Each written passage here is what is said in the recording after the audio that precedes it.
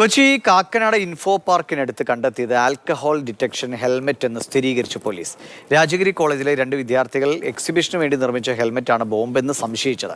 ഇന്നലെ രാത്രിയാണ് ഇൻഫോ പാർക്കിന് സമീപത്തെ ഹോട്ടലിന് മുന്നിൽ ഹെൽമെറ്റും കവറും കണ്ടെത്തിയത്. ഹെൽമെറ്റിനകത്ത് 2 ബോക്സിലായിട്ട് ഇലക്ട്രോണിക്സ് ഡിവൈസ് ആണ്. എന്താണെന്നുള്ളത് കൺഫേം ആയിട്ടില്ല. സിഗ്നൽ ക്യാമറ ആണോ? സിഗ്നൽ ക്യാമറയില്ലേ?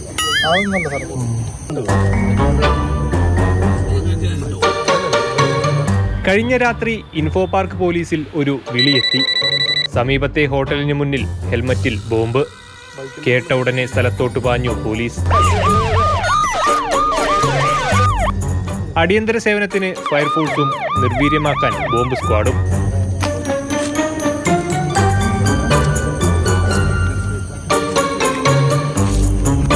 വിശദമായ പരിശോധനയിൽ ബോംബല്ലെന്ന് മനസ്സിലായതോടെ പോലീസിനും ആശ്വാസം. ഹലോ,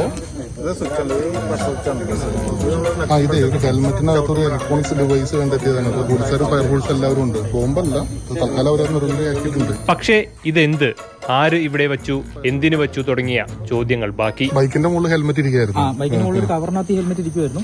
ആള് വന്നപ്പോഴത്തേക്കും ഇതാരാന്ന് അറിയാൻ പാടില്ലാതെ ബൈക്ക് എവിടെയാണ് മാറ്റിയതാ. ബൈക്ക് എവിടെയാണ്? ബൈക്ക് ഇവിടെ ചായ കുടിക്കാൻ വരുന്ന ആളാണ്. ആള് വീട്ടിൽ പോയി. സമീപത്തെ സ്ഥലത്തർക്കത്തിൽ പേടിപ്പിക്കാൻ വച്ചതാണെന്ന് പോലും പറഞ്ഞു ചിലർ. ഉത്തരം കണ്ടെത്താൻ പല വഴി തിരഞ്ഞു പോലീസ്. ഒടുവിൽ വൈകിട്ടോടെ ഈ പുകിലൊന്നും അറിയാതെ 2 പേർ സമീപത്തെ ഹോട്ടലിൽ എത്തി. ഹെൽമറ്റ് ബോംബിന്റെ യഥാർത്ഥ കഥ പുറംലോകം അറിയുന്നത് അങ്ങനെ.